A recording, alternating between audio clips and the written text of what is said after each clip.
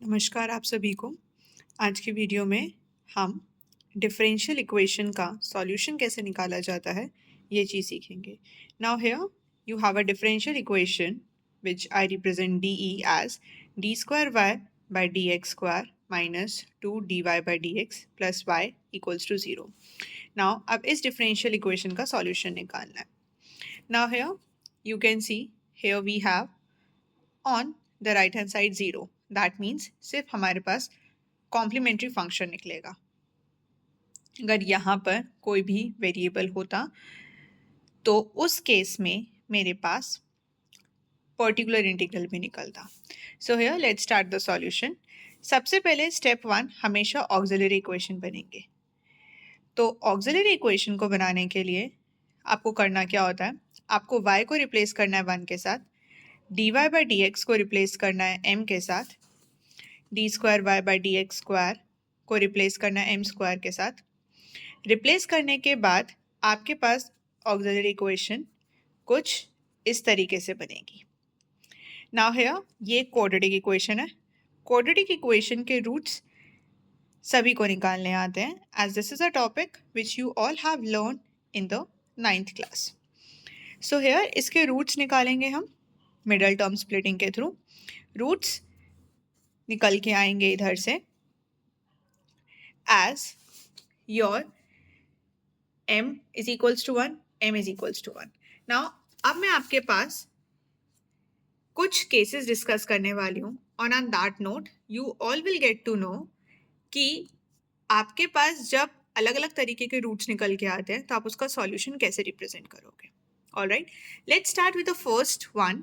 अगर आपके जो रूट्स होते हैं डिस्टिंक्ट होते हैं, अब डिस्टिंक्ट का क्या मतलब होता है कि सब रूट्स अलग अलग हैं, ठीक है। तो उस केस में जो सॉल्यूशन है उसको रिप्रेजेंट किया जाता है as c1 e raise to the power mx plus c2 e raise to the power nx। ये कोई भी डिस्टिंक्ट नंबर्स हो सकते हैं। नाउ अब यहाँ पे केस में मैंने 2 ले लिए। अब यही अगर बहुत सारे हो गए, से n टर्म्स हो गई हैं, तो आप इसको रिप्रेजेंट कर सकते हो c1 e raise to the power m1x plus c2 e raised to the power m2x so on up to cn e raised to the power mnx, ऐसे रिप्रेजेंट कर सकते हो। Now moving on to the other case. अब यहाँ पे क्या है, roots repeat हो रहे हैं, मतलब एक ही रूट 2 बार 3 बार डिपेंडिंग अपॉन आपकी जो ऑक्सिलरी इक्वेशन निकल के आई है उसका ऑर्डर क्या है, ठीक है। अगर रिपीट हो रहे हैं तो उस केस में आपको कैसे लिखना है, y is equals to c1 e raised to the power mx plus दूसरा वाला भी ऐसे ही आएगा, बस उसके साथ x मल्टीप्लाई कर दोगे। मान लो अगर यही 3 बार होता तो यहाँ तक ऐसे ही आता, अगले वाले में c3 e raised to the power mx हो जाता और उसकी पावर x स्क्वायर कर देते आप, ठीक है। तो यहीं पे m को हम m यहाँ पे 4 बार करके देख रहे हैं, तो 4 बार के केस में as I have told you, यहाँ पर देखो c1 e raise to the power mx, so e raise to the power mx सब में है, कांस्टेंट चेंज हो रहे हैं, एक जगह c1 c2 c3 c4, और यहाँ पर पहले आएगा कोएफिशिएंट 1 है, यहाँ पे x आ गया, अगले का x स्क्वायर हो गया और उसका x क्यूब हो गया। I think this is being very clear to you.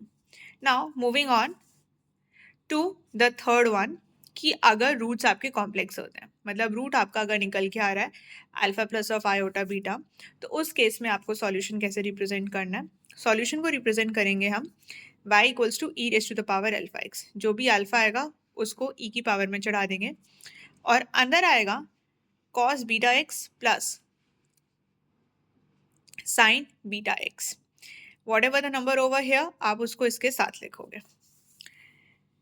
अब नेक्स्ट केस आ रहा है कि जो कॉम्प्लेक्स रूट है वही रिपीट हो रहे हैं, तो रिपीट के केस में हमेशा याद रखना जितनी बार रिपीट हो रहे हैं x की पावर बढ़ती चली जाती है।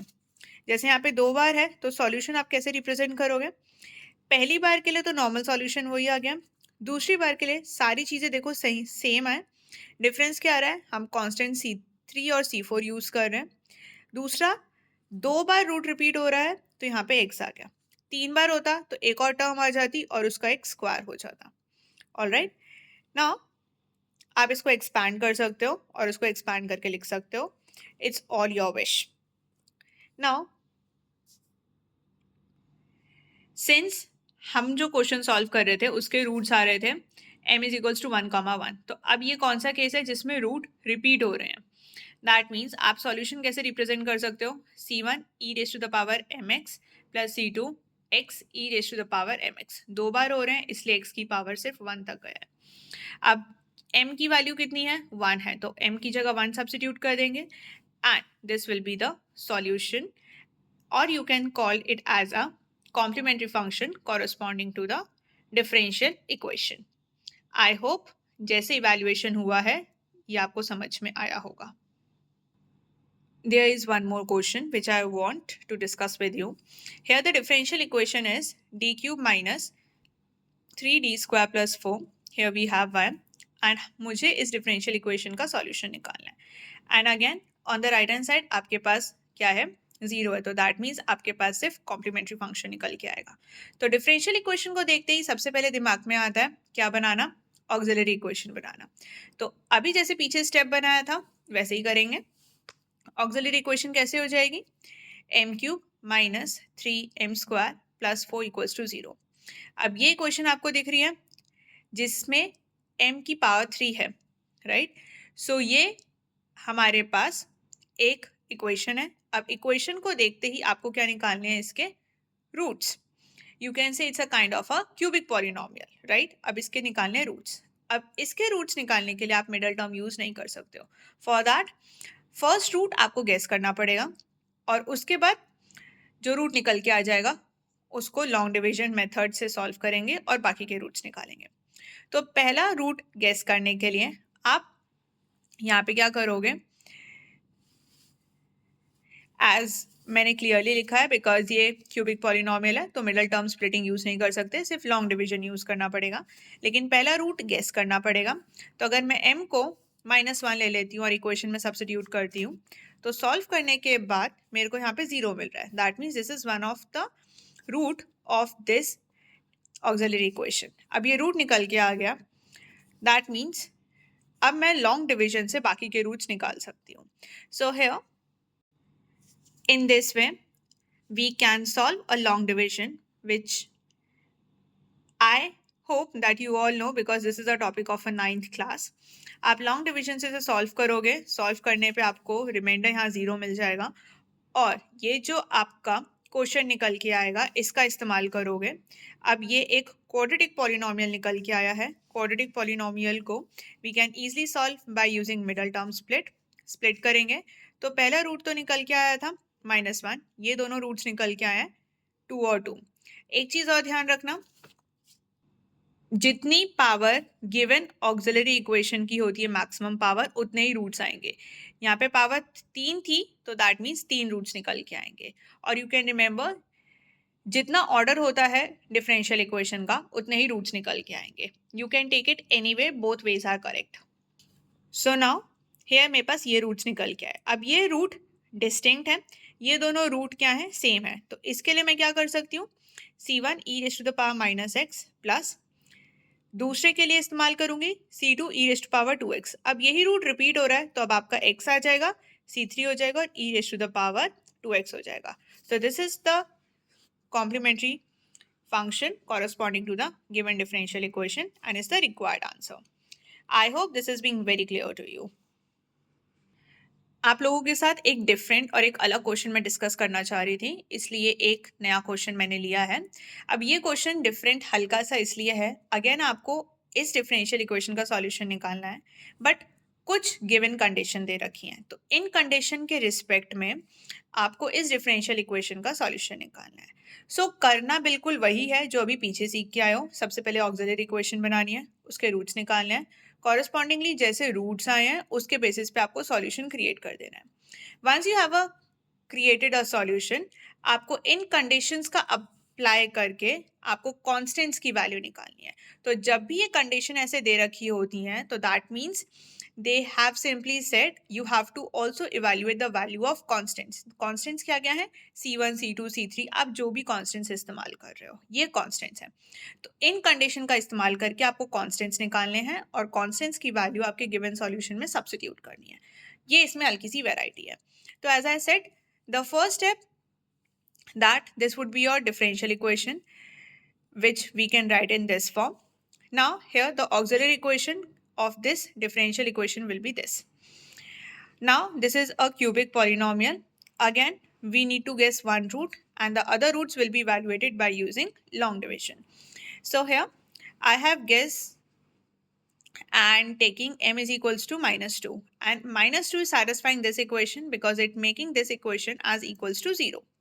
That means we can have that this is one of the root. अब ये एक रूट निकल के आ गया है तो मैं क्या कर सकती हूँ? लॉन्ग डिविजन मेथड का यूज कर सकती हूँ बाकी के रूट्स निकालने के लिए. अब वो कैसे हुआ है? Let's see. नाउ उसके रूट्स निकालने के लिए m -2 था, इधर आ गया +2 हो गया. इसको जो आपका गिवन क्यूबिक पॉलिनोमियल था उसे डिवाइड करोगे सिंपली जैसे लॉन्ग डिविजन को आप करते हो. उसे पूरा सॉल्व करोगे you will get a reminder 0 and your quotient will be this. So this is now you got as a quadratic polynomial. इस quadratic polynomial को middle term से split करोगे. Middle term से split करने के बाद as power is 2 you will get two roots. You will get a roots as m is equals to -2 और पीछे भी -2 है यानी कि 3 रूट्स निकल के आए और तीनों बराबर हैं. अब जब तीनों रूट्स हमारे बराबर निकल के आए हैं यानी कि रूट्स कैसे हैं? रिपीटेड हैं. तो सॉल्यूशन कैसे बनेगा? c1 e⁻²x. अगले में c2 हो जाएगा e⁻²x एज इट इज, एक x आ जाएगा. 3 है तो अगला x² हो जाएगा c3 e⁻²x. ये आ गया सॉल्यूशन निकल के. अब ये सॉल्यूशन यही खत्म हो जाता अगर आपको गिवन क्वेश्चन में कुछ 3 कंडीशंस ना दी होती. 3 कंडीशन दे रखी हैं तो that means you need to simply evaluate c1, c2 और c3. इस्तेमाल करते हैं. पहली कंडीशन जैसे दे रखी है y0 इक्वल्स टू 0. अब इसका पहले मतलब समझ लो. इसका ये मतलब है कि y of x is equals to something. That means ये जो 0 है ना, ये वाला 0 ये x की वैल्यू है और ये y की वैल्यू है. मतलब जब x 0 है तो y की वैल्यू भी 0 है. यही x is equals to 0 y equals to 0 आपको यहाँ सब्स्टिट्यूट करना है. वंस आई सब्स्टिट्यूटेड y 0 है, जहां जहां x है वहां क्या पुट कर दोगे? 0 पुट कर दोगे. और एक चीज फॉर योर नॉलेज e⁻0 हमेशा 1 होता है. दैट मीन्स ये पूरी टर्म 0 हो जाएगी क्योंकि x 0 है, ये वाली टर्म पूरी 0 हो जाएगी, ये वाली बचेगी क्योंकि e⁻0 1 होता है. दैट मीन्स c1 की वैल्यू कितनी आ गई? 0. कंडीशन 2 के लिए आपको y'0 इक्वल्स टू 0 दे रखा है. तो मतलब आपको क्या निकालना पड़ेगा? इस गिवन डिफरेंशियल इक्वेशन का डेरिवेटिव निकालना पड़ेगा. तभी आप y इक्वल्स टू 0 कर सकते हो और x इज इक्वल्स टू 0 कर सकते हो. ठीक है. I am repeating it once again. This is y at 0 which is equals to 0. इसका मतलब है ये y ऑफ x लिखते हैं, ये x की वैल्यू 0 है और y भी 0 है. Please keep all these things in your mind. Now आप इसका डेरिवेटिव लोगे. अब डेरिवेटिव में जहाँ पे दो चीजें प्रोडक्ट में आ रही हैं वहाँ पे प्रोडक्ट रूल लगाना सिंपली. तो नॉर्मल मैंने डेरिवेटिव यहाँ पे लिया है और डेरिवेटिव सभी को निकालना आता है. जिसको भी डाउट है please comment. I will just tell that once again to you. Now derivative निकाल दिया. अब आपको ये कंडीशन पुट कर देनी है y0 और x0. On substituting that you will get इस टाइप का सॉल्यूशन मिल जाएगा आपको. Now once you got this solution from here you get c2 equals to 0. Now third condition बची है y" इज इक्वल्स टू 0. ये कंडीशन निकालने के लिए आपको गिवन डिफरेंशियल इक्वेशन का सेकेंड टाइम्स डेरिवेटिव निकालना पड़ेगा. दैट मीन्स जो अभी पीछे आया था उसको एक और बार डिफरेंशिएट कर देना तो आपको होल एज ये सॉल्यूशन मिलेगा. अगेन कंडीशन अप्लाई करोगे. अब x जब 0 है y की वैल्यू कितनी है? 2 है. यहाँ पे मैंने क्लियरली लिखा हुआ है. यहाँ पे y' नहीं है, y की वैल्यू 2 है जब x इज इक्वल्स टू 0 है. Now here, clearly substitute all the values in this expression. You will get that here 0, here 2, C3 plus 0 or here we have 2.